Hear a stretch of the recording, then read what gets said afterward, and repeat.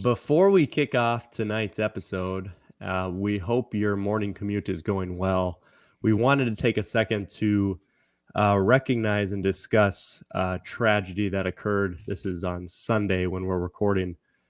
Indiana State, the Sycamore family, taking some tragic losses in what appears to be just a terrible car accident impacting the football team, the community, and Terre Haute in general. So if you are family member, a friend, community, alumni, it doesn't really matter, some way connected to the FCS family in Indiana State, just know that from Jamie, Kylor, Lawrence, Chris, Wyatt, Kelsey, myself, the FCS Fans Nation family, our heart breaks for you this week and moving forward through the season.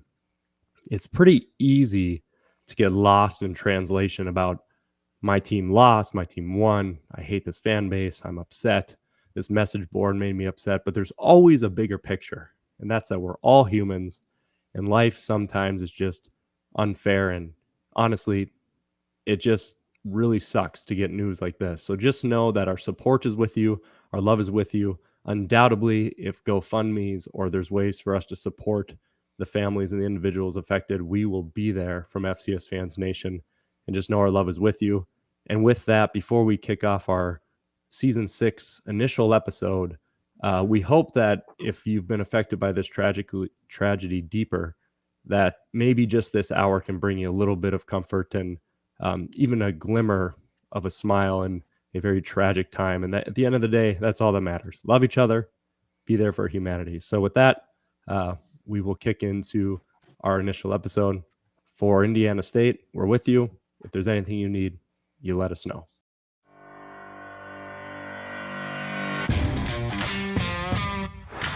Welcome to the official podcast of FCS Fans Nation with your hosts Kylor Neal, Matthew Frazee, and Jamie Williams.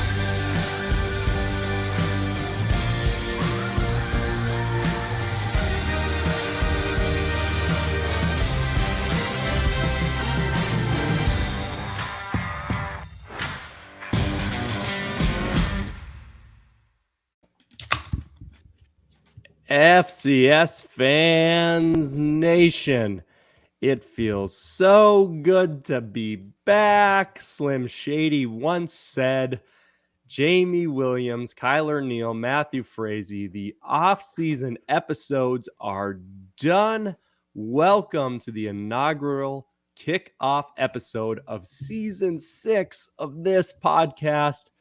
Week 0 coming in. Cannot believe over half a decade with you fine gentlemen and the rest of FCS Fans Nation. Welcome to what is our second-year tradition of the over-under episode. Oh my goodness, FCS Fans Nation. I know you've just been thinking to yourselves, well, what the heck? How come our fan questions aren't being answered?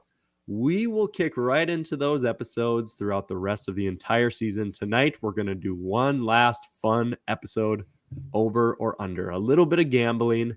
And when it comes to gambling, Jamie, are you feeling hot tonight? Or how do you think the dice are going to roll for you, my man, when we go through these questions? Yeah, I'm going to tell you right now, I'm coming up 7s. Probably going to roll snake eyes. You're gonna be going for the 2s and the 12s. Boy, the crap staple would like you. Kylor, what do you think, man? Well, I was already gambling quite a bit today on the golf course. You see this beautiful sunshine face. That's called a sunburn, you jerks. But hey, I sucked ass at golf today, besides 3 holes where we made bets. I won 2 of them. So I got free lunch coming this week. I am not going to get this one, but I just had to give me 100,000 in sales if I make this 40-yard putt. Made it. So that was awesome. Dang. And then, I did lose a Happy Gilmore driving contest. Missed the ball completely trying to run up to it. So you know what? I went 2 for 3. I'll take it. That's a successful day in the casino. That means you beat the house. Get in your hole. Why wouldn't you just go in your hole? Yep. I got to teach you a little hockey swing so you can do that better in the future. You saw me do it at Top Golf last year. I did. It was impressive. Beautiful, beautiful. Who would have thought Top Golf? It seems so close. We just came out of Frisco, and we're working our way to Frisco again, ladies and gentlemen. So tonight's episode, if you guys are listening on your morning commute, whenever you are, is going to be just like last year. We're kicking off with an over-under episode, meaning we're going to be doing some bets on over-under, about 18 to 19 different questions. And I have prepared these for Jamie and Kylor, and we look forward to your guys' feedback in terms of how you think things will go. Moving forward after this episode, we will be operating as normal, in which case we will have the questions from fans on Facebook and Twitter be the guiding light for our podcast. So if you don't follow our FCS Fans Nation pages on Facebook and Twitter, make sure you do so. We are live right now recording on YouTube. Our YouTube subscriptions have eclipsed over 1,000. I think we're over 1,100 now. So thank you so much to everybody who's subscribed and watching on YouTube. We'll do more shameless plugs here at the end. But we will have the over-under slides officially going. So if you're not watching on video, you're missing out a little bit. Jamie, Kylor, let's get this thing rolling. Over-under for the year. And why wouldn't we just start off with the fan base most hate or love the most? Here we go. Presbyterian. I think we involved them last year. We are going to start with our national champions, the NDSU Bison, winning their 9th title in 11 years. And I will ask a simple question. I want to know over or under total 0.5 losses on the season. Also, if losses is spelled wrong on a lot of these slides, that's my fault, and you guys can correct me later. I did double S if it's wrong. I went to community college. So, Jamie, I will ask you first, man. Just give me some opinions on what you think about this. And then, of course, your answer as well. What do you think? Total losses to include playoffs. So are the Bison going to be undefeated? What do you think, Jamie? Well, first off, nice job on the spelling. You know, community college does pay off every now and then. Woohoo! So Yeah. solid job there. It's funny. You're saying, are they going to go undefeated, basically? I don't see why not. They've got the marker game at home, and I know South Dakota State has had some success there, but I just don't see them winning that 3 times in a row.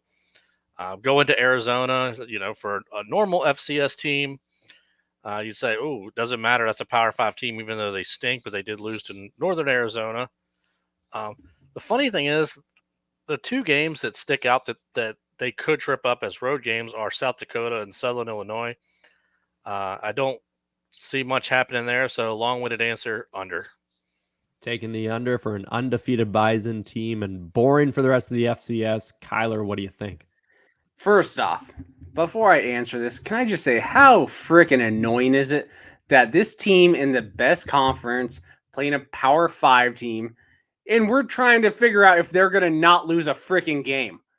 Like, screw you, team. Screw you, NDSU. Yeah, you're in the toughest conference. You're going to have a tough schedule. You're playing the number 2 team in the nation, a Power 5 team, and we're trying to figure out if you may have a loss or not. I hate you. Here's the deal. North Dakota State, yes, they've had a few undefeated seasons. That is still more rare than it is a normalcy. So what I'm going to say is they are going to have 1 loss. I don't know who it's going to be. Now, it's going to be extremely tough to beat North Dakota State. They're most likely going to win a national championship. But if I'm going for 15 weeks, because most likely they're going to make it to Frisco, they're probably going to slip up on 1 week. And the whole world is going to say the dynasty's over. Then they're going to beat the next team by 40 points. Then they're going to run to Frisco. So I'm going to go over at 1 loss total. Yeah, Kylor, as a Bison fan, I'm not just trying to be the unbiased Bison admin, but you look at 2013, you look at 2018 and 2019, the undefeated teams. 2013, loaded senior class, Brock Jensen. Those guys started as freshmen, losing to your Eagles there, Kylor, in 2010. And then they were so seasoned to that point. And most people didn't think they could beat Kansas State that year. And they almost lost to UNI. It was a 1-point victory over UNI that year. 2018 seemed to be even more dominant for NDSU, but that was Easton Stick, seasoned vet, so many people back. And 2019, you just have the Trey Lance outlier, which is just huge. I just have so much faith that NDSU is going to win a national title next year. But I'm with Kylor. I think it's a lot more rare, even under the Carson Wentz time and a few other moments, where they don't go undefeated. And SDSU seems to have had their number, and I'm always the cautious one, even if it is Arizona. They brought in a few nice transfers to include their quarterback. So I'll go with the over, and I'll take one loss for NDSU, but I don't think it'll be in the playoffs. So moving forward, guys, I built some really fun ones here, dug into research a little bit. I think Jamie's going to appreciate this because he's the statistical guy. He knows every player, everything. So this next one, as you guys can see, how many running backs will have over 1,500 yards this season? Last year, we had 3 running backs eclipse 1,500 yards.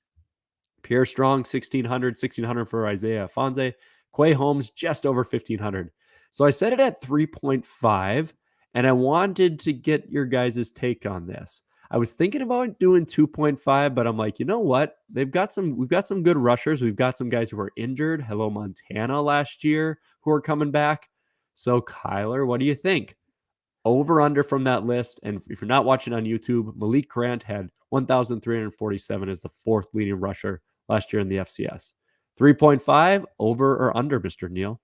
Well, it's going to be like we're looking at Isaiah Fonse, right?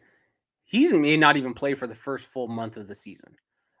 So if he was healthy the whole time, I would say, all right, at least we're going to most likely have one. Pierre Strong's gone. Quay Holmes, we'll see under the new system. I'm going to say it's going to be under. I think probably 3 or 2 is a solid bet. But yeah, this one's tough. I could see it going either way, but I'll bet under. Screw it. Might be good with under there too. And Quay Holmes, I believe, did declare for the NFL draft. So he's out as well. But you always have those outliers who just kind of pop in there. Jamie, I don't know. I'm looking at your face. Are you more confident in this one? Or what do you think there, Jamie? The reason I looked a little with a little trepidation is because just like last year, you have kind of nailed that line. Because I think I can see 3. I agree with Kylor. Fonse is not going to be 1.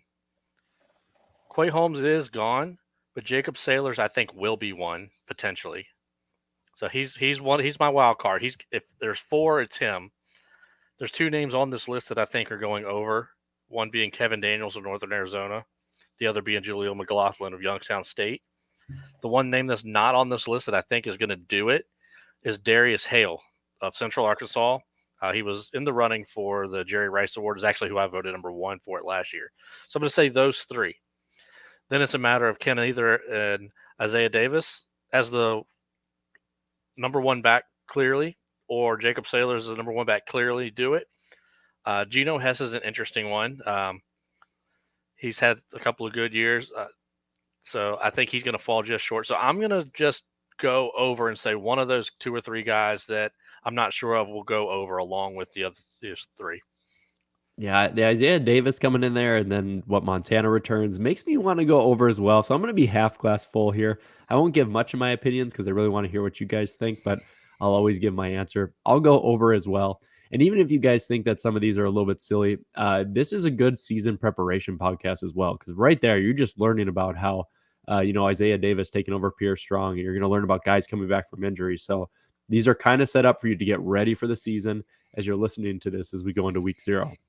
So moving into here we go. I really like this one because I think for one of these teams, you guys are going to be very confident that they're running the table. Montana Griz and Jackson State combined over or under 0.5 regular season losses. So from these teams, that means both of them would run the table. And I know most of you guys think one of them is for sure. And one of them has a very favorable schedule. So starting with you, Jamie, over under, undefeated, Griz and Jackson State combined regular season. I'm going to go ahead and just take the over pretty much right away on that one. And this is zero disrespect to Montana, who's going to be the team I have losing a game. I don't know to whom, but I think Montana's going to drop a game. I also said in my ranking 1 through 130 podcast a few weeks ago that I do think Montana could potentially wind up in Frisco. So I do see potentially a loss there. Jackson State plays probably the 122nd ranked schedule. Their big game that they're hyped up for is Campbell, because they want to see who has the better recruiting class or something. I'm going to tell you, though, they better watch out for Tennessee State. Eddie George is building something there. He's got a transfer quarterback from Austin P, Draylon Ellis, who led that team to the playoffs in 2019. So do not sleep on Tennessee State. I don't think Jackson State just trounces everyone. They'll get another tough bid from FAMU if they play this year. Of course, they do right away. Yeah, right away. Orange Blossom Classic, I think that one's called. Maybe I'm wrong. Somebody will correct me. So they start off with 2 tough games in a row, Florida A&M and Tennessee State. They get past those 2 unbeaten, they're going to run the table, and they might not be within 14 points of anybody else the rest of the way. Interesting. And yeah, maybe we're destroying some preseason narratives in this pod as well because people are high on both of these squads. Kylor, adamant no, I heard it right away. Tell me why. Yeah, here's the deal. If I was picking North Dakota State to lose a game, I'm definitely going to pick Montana or Jackson State to lose a game somewhere in the season. I mean, these are 2 giant programs, giant fan bases. They're kind of the face of their current conferences right now, right? Every single team who's going to play either one of these is going to give them their best shot. So it's not just one of those, are these teams very elite compared to their conference? It looks like it. Could they run the conference? It looks like they totally can. But every single game during the season, the opponent is going to give them their toughest matchup or prep a little bit more because of all this preseason love, because of Dion, because of the Griz. So yeah, I do think 1 or 2 of them, maybe even both programs, are going to slip up at least once in the season. They're both going to finish extremely strong. And yeah, if I had to pick which one's most likely going undefeated, probably Jackson State, right? They have the talent we've never seen at this level. They don't have the most difficult schedule, but I could see them dropping a game. I could see Montana dropping a game. So yeah, I'm going to say, especially when you put them combined, give me the over. We're at least going to see 1 to 2 losses, probably minimum. All right. It's great. You guys have been wrong on everything so far because it's going to be under. Griz running the table. Here they go. They might meet SFA in the semifinals, which is Kylor's team. So we'll see how it all plays out. By the way, Jamie Drugs and are I... bad. Drugs are bad. Okay. Jamie and I rocking some Last Stand hats of SFA. Thank you again to Dustin Helton the Rev. Some beautiful hats. Kylor, his favorite Sunbelt team, and NCAA football 2024 team, rocking the JMU hat. FBS Fans Nation. Yeah. Moving up to G5. All right, guys, keeping it going with our bets here. A solo player gets 17 solo sacks. So a player gets 17 solo sacks. As you can see from last year, I have split the difference here. Isaiah Land from Florida A&M coming back this year to FAMU. 18 sacks last year. And James Houston from Jackson State had 16. So there you go. A guy with 18 sacks last year, a guy with 16 this year. Are we going to see, you can go over, under, or you can push. You can do the push here. 17 sacks. Kylor, what do you think? I remember last year we did this with like interceptions and stuff, and it was quite the fun discussion. So what do you got? Man, 17 sacks in a season. That is just insane. Averaging more than a sack a game. But I still think it's doable. That's one of the things. It seems like such an insane stat, but it's a stat that's doable. I'm going to go. It's either the push or the over. Oof. Man, this is tough. You know what? I'm just going to go over. Defense wins championships. Sacks win all day long. We're going to get sacks for lunch. Sack sandwiches. I don't know what I'm talking about. Let's go over. Someone's going to hit 19 this year just to prove Matthew Frazee wrong. Ooh, 19. Which it's going to happen. Should have done 18.5. Jamie, are you feeling as confident as Kylor is? No, I don't think I am. I think I'm going to go with the under on this one. Super impressive by both of those guys. Both extremely talented. Land won the Buchanan Award, and as you see, rightfully so. He definitely comes off the edge hard and strong, and he's going to put up a big number, but I'm sure he's going to get a lot more chips from tight ends this year. I just don't see it. I think 15, 16 is probably the ceiling for this year for the solo sack conversation. Still really impressive. Still going to catch my eye. I got a couple of CAA guys because, you just can't quit it. But Nate Lynn, William & Mary, Josiah Silver, New Hampshire. I know I've said those names a lot over the offseason, but I'm looking at both of those guys. I think one of those guys leads the country in sacks this year. Very exciting. I'll go the under as well. 18 is ridiculous. That is so many solo sacks, and I didn't even include assisted sacks and all that, but I think that's such a high number. But I think I'll definitely do the under as well. But we'll see if we'll see if Kyler's optimism plays out here. All right, guys, we did this one last year. We're going to do it every year. So how many FCS over FBS victories are going to happen in 2022? The over-under is 6.5. There's reasoning behind this. Now, last year we had quite the outlier. On the screen on YouTube, if you're watching, you're seeing 12 upsets where FCS teams beat FBS squads. What a super awesome outlier year, and that's great. Always fear the FCS. It's great. The thing is that over the last 5 years, it's an average of 6.6 victories for FCS over FBS opponents. So take the 0.6 for what it's worth. Maybe that's a few overtime games, but really there's only about 6 in the last half decade that we average. So making my over-under line pretty simple here. Over-under 6.5 for FCS over FBS victories. And since you are FBS for your main love, your main squeeze, Jamie, there, of James Madison, you're first. What do you think? I think it's good to go over. I haven't really looked too hard at the schedule this year, but I'm sure UMass and UConn play somebody. So just crank up 2 there. Let's give NDSU theirs. So you're halfway there at that point.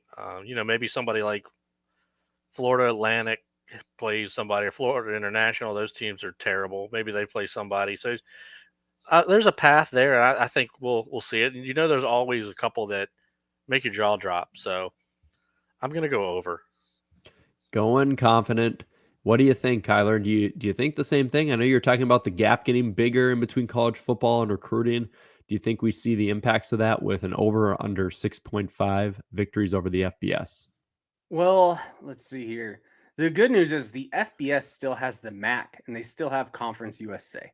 So, that always helps our FCS odds. And I don't know how many of those teams are playing the FCS, but I'm going to pick the over, and there's a few main reasons why. I think the transfer portal is actually changing things. So, I may have had a different opinion 2 seasons ago where I thought the FBS gap was getting a little bit larger. I actually don't think it's getting larger, especially with the transfer portal. What was there over or close to 500 FBS drop downs to the FCS? Obviously, some of them are going to be some of them are going to be talented. They just needed to find a home. Some of them are probably going to be bust. Some of them we'll never talk about.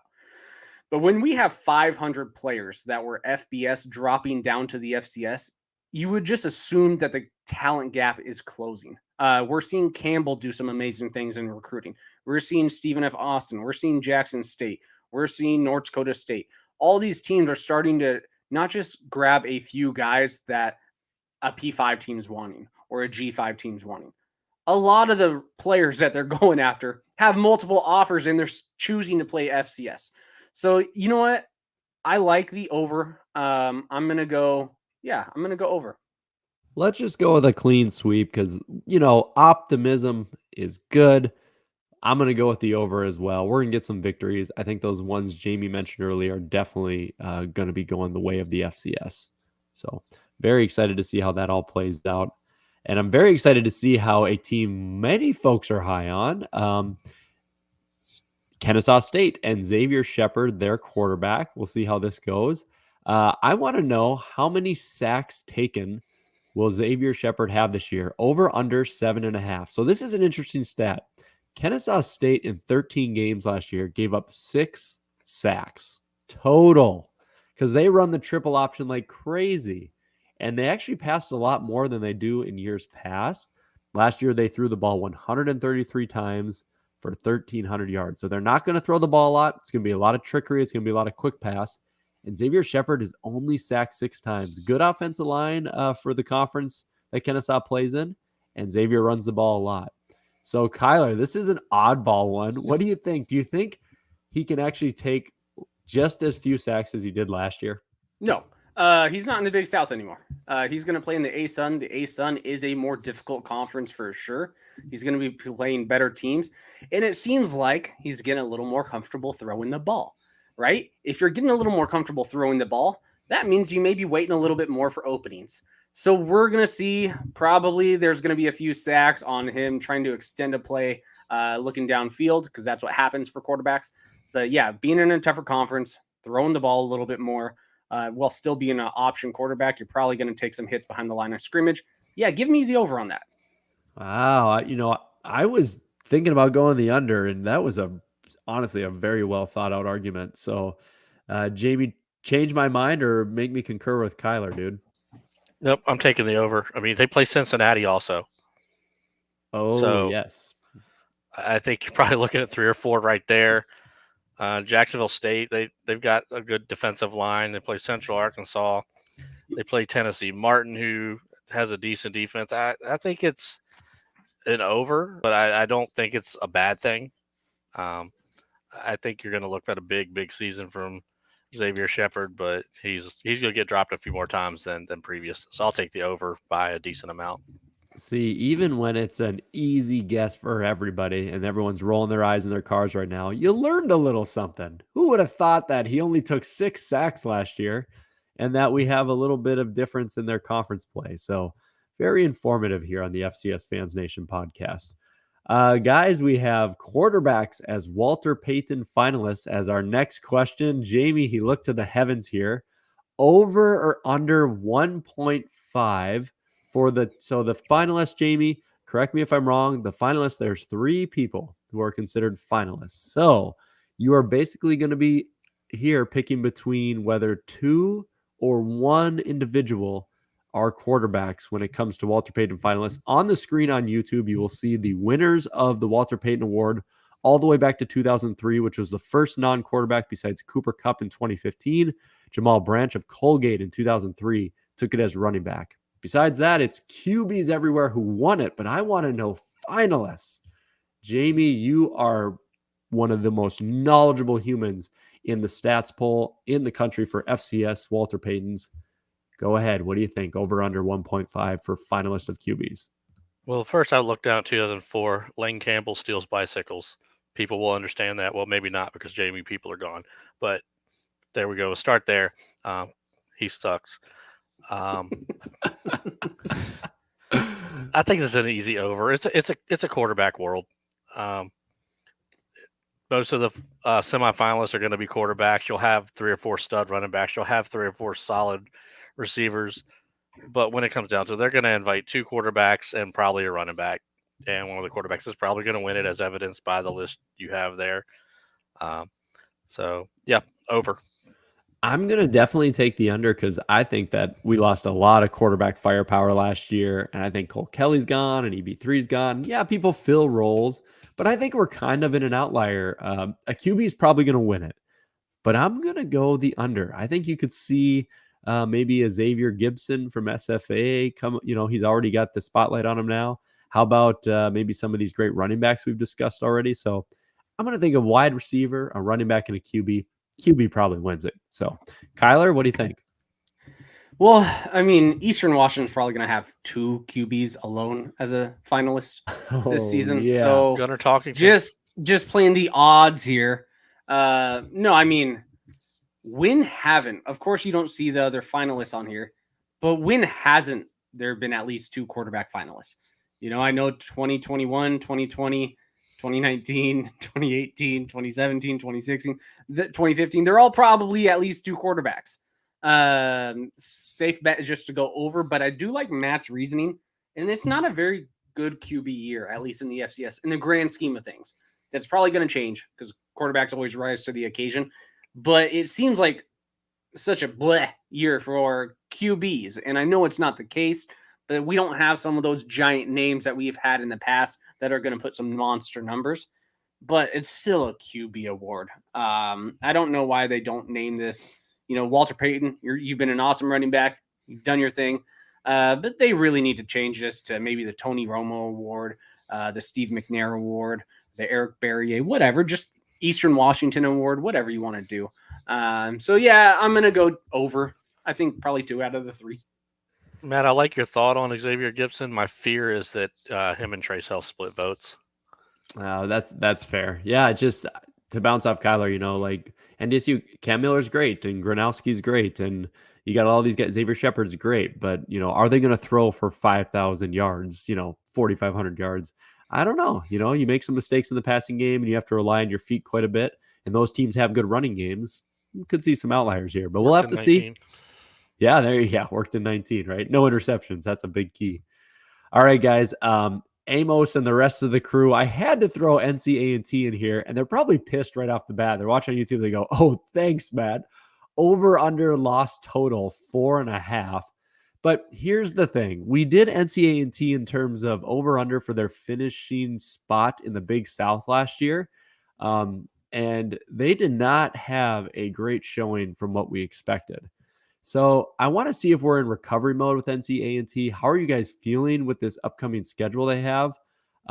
They're playing the future champions of Campbell, Looking across their schedule, I felt like I could identify, 3 or 4 you'd feel pretty confident could be losses, but this will be interesting. And on YouTube, their schedule's pulled up.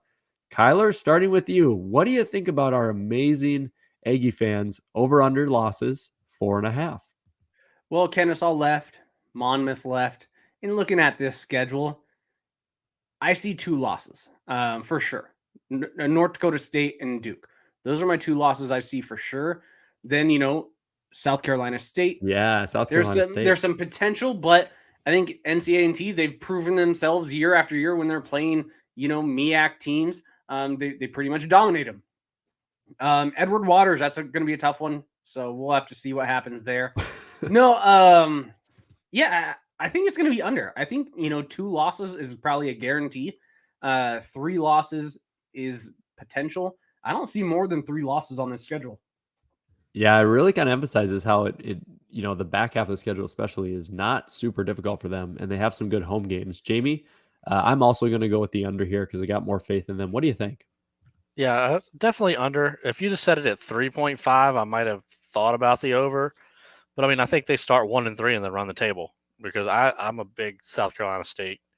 Just the way that Buddy Poe coaches that team, they'll be ready to go. A&T usually in the MEAC would find somebody to lose to, like Morgan State. So they'll trip up, but I don't see 5 losses on this schedule. They should actually probably run the table in conference. They'll just lose their out-of-conference games. Yeah, they could be pretty brutal in the beginning, but could be good in the end. Of course, maybe we'll see an upset happen. You never know. All right, guys, here you go. Jackson State attendance over under. So, of course, Jackson State, rightfully so, likes to blast JMU and blast NDSU and others for not having fans sell out their games. Jackson State, this is according to their website. Their stadium, according to their own website, holds 44,215 people. Last year's attendance average, 42,293 people from Athlon and Hero Sports sources. So we have about 200 people, or no, I'm sorry, we have about 2,000 people that could close the gap to make it a complete sellout. So last year's attendance number, 42,293, the over-under, 42,293.5 average fans at Jackson State's home games. What do you think, Jamie? Are we selling this sucker out? I think so. Just the Dion excitement, the number 1 recruit, the big year last year, more expectation this year. Now, that's not a fair weather fan base by any stretch of the imagination, but the people that were always on the fence that made that number not completely 100% sellout will be there now. I think they'll sail past it and go see the team that they'll probably get bored with watching them win by 30. Yeah, it's going to be a complete party down there. I'm definitely taking the over. Kylor, over under.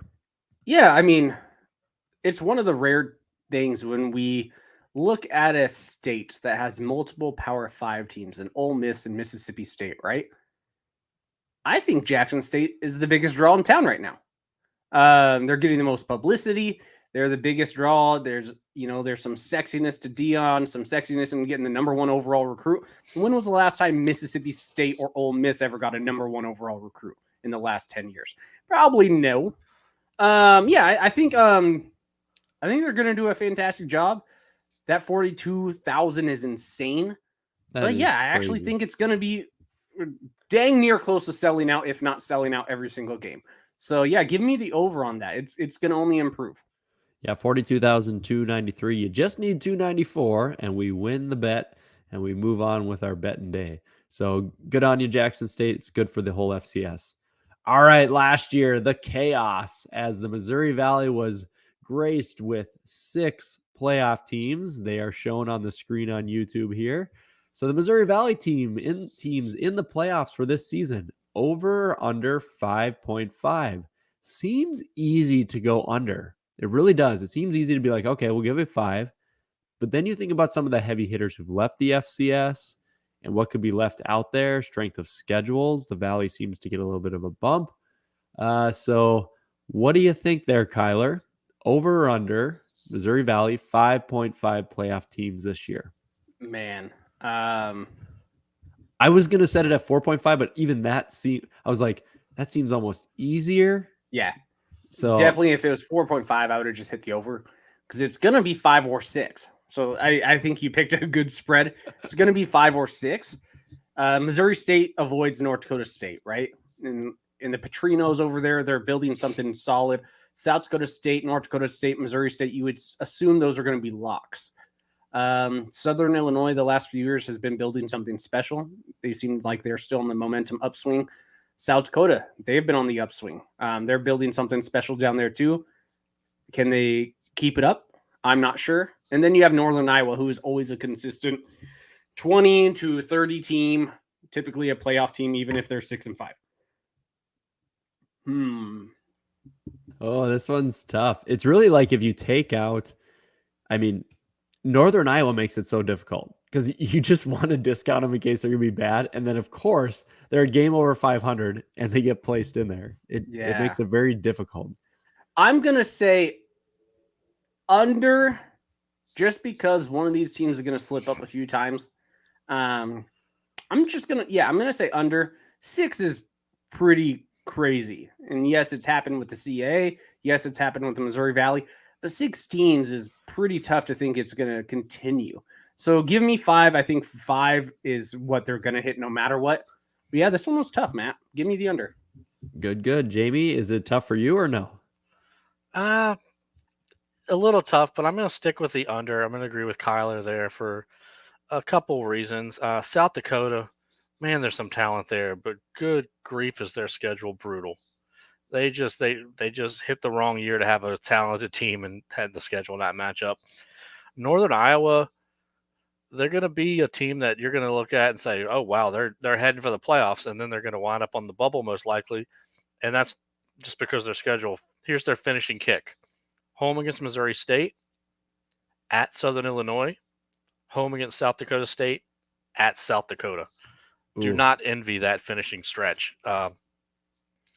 If they can get 2 of those, they're probably a playoff team.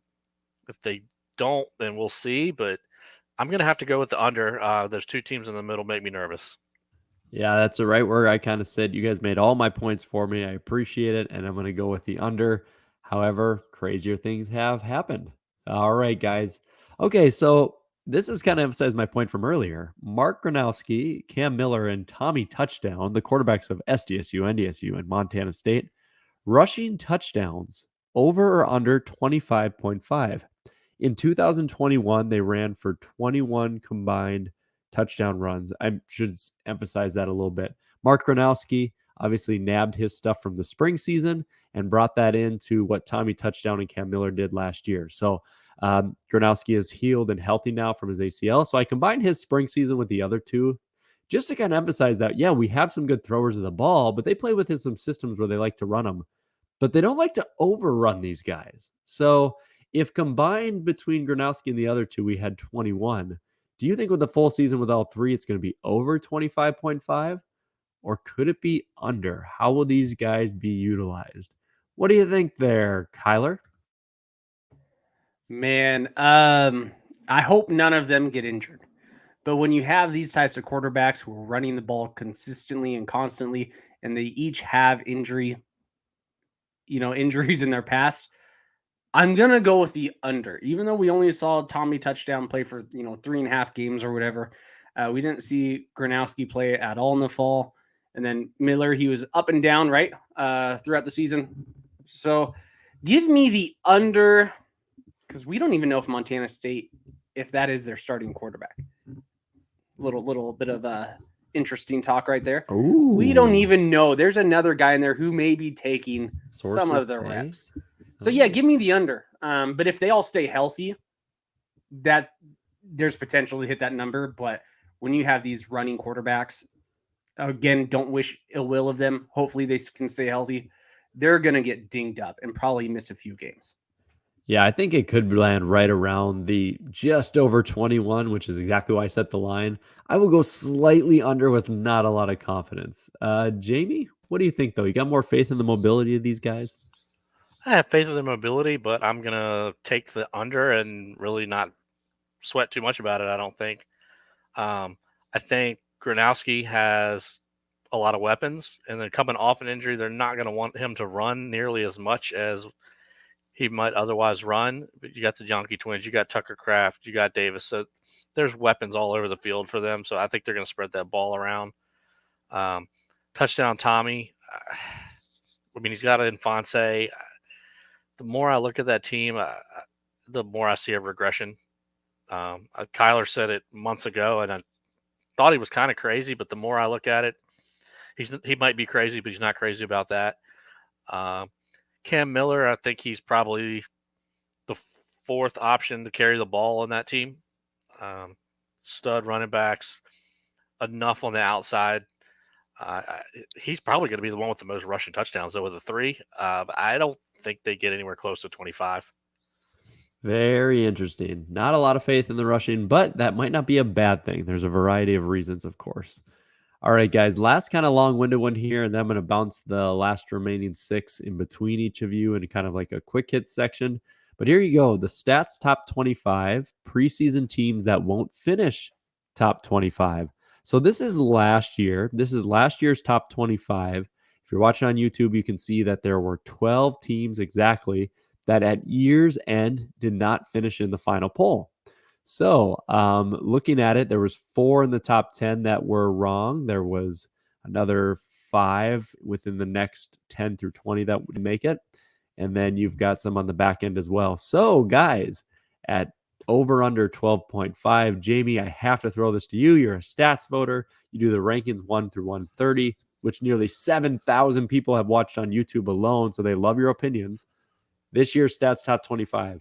We go in over under 12.5 that are wrong initially. I have faith in my fellow voters, even though that doesn't show it.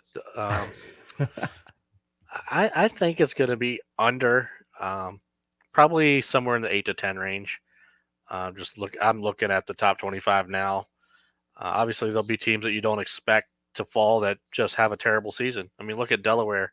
I know they were coming off of a semifinal, and it was a spring season. 5 was probably a touch high for them, but Nolan Henderson was hurt most of the year, so they felt like a rock. Weber State played 84 different quarterbacks. So anything can happen, but I'm going to say under. I'm going to say under and see what happens from there. I like your mentality there. I'm going to go with under as well because I think because with the movement of some of the big folks moving on, and I think with like your turnovers at Southeastern Louisiana and your Eastern Washington QB situation, I think some of these stable teams in the top 25 can actually just stick around quite a bit. It doesn't really make sense as an argument, but it just feels that way. Kind of like how I felt with the Walter Payton and the QB thing. So I'll take the under as well, and I'll have faith in your voters, Jamie, that we have a pretty good top 25 preseason poll. Kylor, ye of little faith, or you think Jamie's spot on? Yeah, I'm looking at the top 25 right now, and I'm noticing about 10 that I have question marks that could potentially finish below that top 25. And I would assume some of them are going to prove me wrong because I think some of them are trash, and they're not going to be trash. And then I think some teams are going to be good who are going to be trash. So we'll just play. I think there's probably about 9 to 10 teams that are going to have some movement. So yeah, I have to go with the under on this one. All right. We're having faith that the poll voters know what they're doing, and it's going to be a good one. Guys, we're going to move into some quick hits here. I'll bounce it back and forth to you. If I could just get a one-word over-under from the other person, unless you have some passion behind it. But Jamie, I'll start with you, man. You can dive in a little bit more detail with FCS punt/kick returner touchdowns over under 2.5. Okay, will anybody in the FCS, anybody, have either 3 punt return touchdowns or 3 kick return touchdowns? On the screen last year, we had 4 individuals tie at the top with 2 kick return touchdowns. We had 3 individuals tie at the top for punt return touchdowns, all having 2. So will anybody get a third, either kick or punt as an individual? What do you think? Let's go over. Why not? Somebody will get to 3 this year. I don't know who it is, but Montreal, Washington, Rashid Shaheed are both gone, and they only had 2. So maybe it's a fool's bet, but I'll say Isaiah Bolden does it. Dustin or Mr. I'm forgetting that guy's name. The guy from the Bears. Maybe we need one of them. Devin Hester. Kylor, over under there? Under. Taking the under. All right, Kylor, this one's for you. Here you go.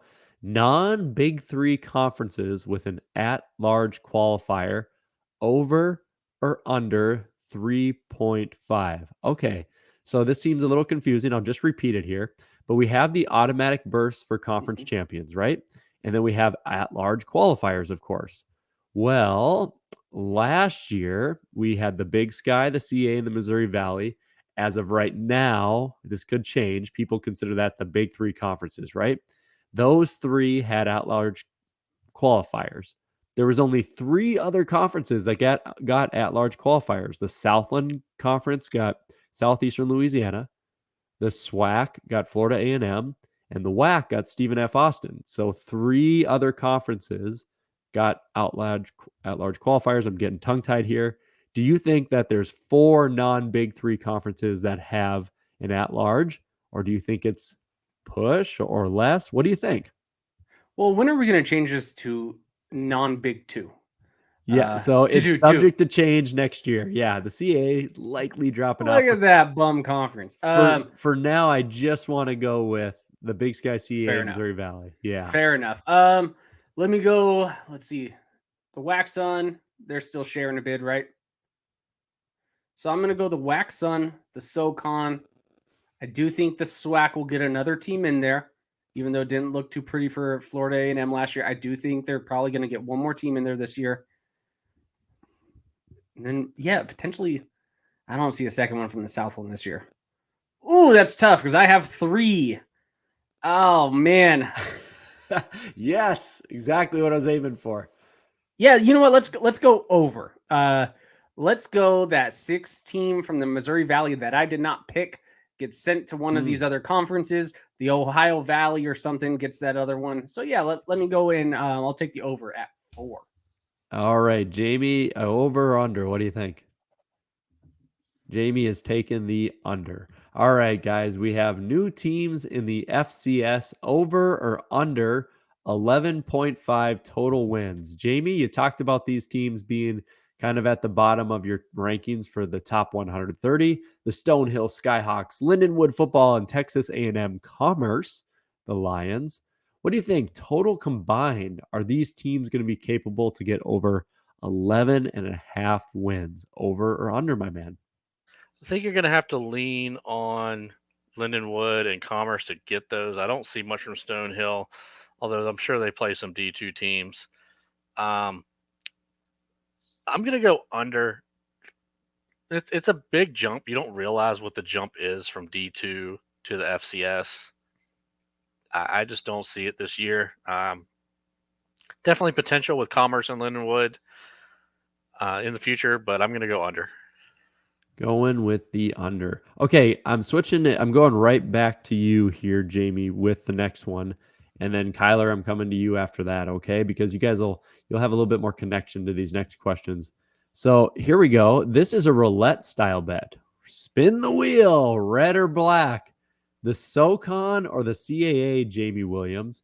Who gets more playoff teams this year? Last year, the SoCon had the automatic bid of ETSU. And last year, the CAA had James Madison and an at-large and Villanova as the auto bid. So 2 from the CAA last year, 1 from the SoCon. All right, Kevin, you better be ready. Here we go. Jamie, you're taking the SoCon or the CAA? Spin the wheel. What do you think? CAA, and I'm not sure it's close. I think the SoCon has a bunch of teams that could make it, but they're not going to get more than 2. I see Delaware, Richmond, Villanova, and then one of William & Mary, Rhode Island for sure getting in this year. I think they get 4. Alrighty, taking the CAA to continue. Wow, 4 would be a big jump. So proud of the old CAA there. It's insane for the NAC to get 4 teams. NAC caliber programs. Whew. We'll have to see how it plays out. I love it. Kylor, here you go. This one's more related to you, and then we have one final one after this, guys. Total offense, touchdowns, and yards per game. Okay, so over under combined, a team will have 75.5 touchdowns and 552.5 yards per game. Why would you come up with these random stats? Well, that's because last year, Eastern Washington had 75 offensive touchdowns and averaged 554.5 yards per game. And Southeastern Louisiana had 76 offensive touchdowns and averaged 551.8 yards per game. So I split it in the middle. What do you think, Kylor? Will an offense in the FCS combined, it has to hit both, have over or under 75.5 touchdowns and 552.5 yards per game? What do you think? I'm going to say under. Those 2 numbers are insane historic numbers with quarterbacks who were Walter Payton Award winning quarterbacks, somewhat of a favorable schedule for one as well. I think the offense in general in the FCS landscape this year is going to be a little regressed. Not saying they're going to be bad, but there's going to be a little bit of regression. We were already saying we don't see a lot of sexy quarterback names coming in. So you need a really strong quarterback to even get to those numbers. You're not going to do it running the ball. That's just, it's too many yards, too many touchdowns. You need a quarterback who's going to be throwing the ball, scoring extremely fast. And I don't see it, especially from any of those 3 teams that are mentioned on this screen. Eastern Washington, got to replace Eric Berrier. Really tough schedule. Southeastern Louisiana, not a tough schedule, but is their backup Cole Kelly? Probably not. I don't think he's 6'7". So, and then Presbyterian, they were really bad versus Division I opponents, but that coach who decided punting is illegal is no longer with them because it was a failed experiment. So, I mean, we're looking at the 3rd most potent offense last year. Yes, they were really bad versus D1 programs, but the 3rd most potent offense last year didn't even come close to your metrics. And then the other 2 aren't going to hit it either. So, yeah, give me the under significantly on this one. We're learning a lot through all this. That is great. All right, guys, final one we have here. I might take this one off your hands. FCS Fans Nation Network YouTube subscribers at the year's end. We just eclipsed over 1,100 YouTube subscribers. We ran a bunch of contests. We announced that contest on our last off-season podcast. Thank you so much to everyone who participated. We sent out Northern Alabama Lions flags. We sent out Grambling tumblers. We sent out Montana State t-shirts. We sent out swag all over the nation to people as they hit certain thresholds, and we crossed 1,000 subscribers on YouTube. Thank you so much. If you guys are listening on Apple or Spotify, we still appreciate you and love you. It doesn't matter how you listen to this podcast. We just appreciate it. So over under 1,999.5 subscribers by year's end. Jamie, we're going to blow this sucker out of the water. What do you think? Way over, buddy. Way over. Way over. People are coming to us. We're going over. Let's do it. If you're listening on anything besides YouTube, continue to do so. But if you have a YouTube account, just look up FCS Fans Nation Network, click subscribe, and that's it. Don't even need to watch on there. It just helps us out so we can provide you guys even better content. Speaking of good content, before we get out of here, guys, unlike the out-of-conference schedules, we have a game to predict. So, my beautiful gentlemen, we haven't used any of these over the summer months. It's time to use at least one of our little banner clips. It's time for the game of the week. This is the matchup you should be paying attention to. This is the FCS Fans Nation Game of the Week. I have no idea whose extremely sexy voice that is. It's definitely not edited in any way. But Kelsey's. yeah, Kelsey's. Here is your game of the week, guys. We have Jacksonville State this coming Saturday, 2:30 p.m. Central Time, traveling to Stephen F. Austin, who Jamie and myself are pretty high on. Kylor is high on, but not as high. Don't do drugs, kids. Here you go. Jacksonville State traveling to Stephen F. Austin for the Revs team. Big matchup. Stephen F. Austin ranked number 10. JSU not eligible to be ranked, but still should be a pretty good squad. I will start with you, Kylor. What do you think? Do you think the Gamecocks or the Lumberjacks come out on top with a score prediction? Well, it's going to be a home game for Jacksonville State. I like how it says at Stephen F. Austin. That's not true. This is going to be a home game for Jacksonville State. So good job, FCS page. But Jacksonville State, they're adding scholarships. They had quite a bit of talent drop down. I don't even know if it's dropped down anymore because they're transitioning, right? But they had some really good talent transfer over to them. They got rid of a coach who we all thought was pretty stagnant in the play calling and didn't really elevate the program. They got a very experienced coach in Rich Rod, right?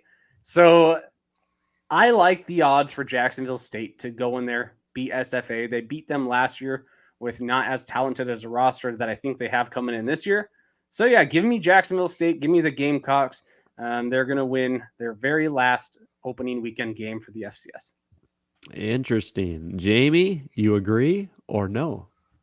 You know, I don't make a proclamation like I did on Twitter earlier last week about SFA being a semifinal team. I don't put on this lovely last stand SFA hat if I'm going to pick Jacksonville State. So I'm going to go with the Lumberjacks, bring out the axe, bring out the chainsaw, bring out Xavier Gibson, bring out Trey Self, bring out a top 10 offense, a top 20 defense. That's right. They were in the top 20 in both last year. Everybody returns. Lumberjacks roll.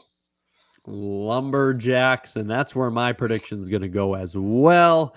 I think it's one of those games where Jacksonville State actually starts out a little strong. I think I'll give them like maybe a 13-3 lead or something. Everyone goes, oh, I thought SFA was supposed to be good. And at the end, they prove them right. I'll take SFA to win the game 24-20.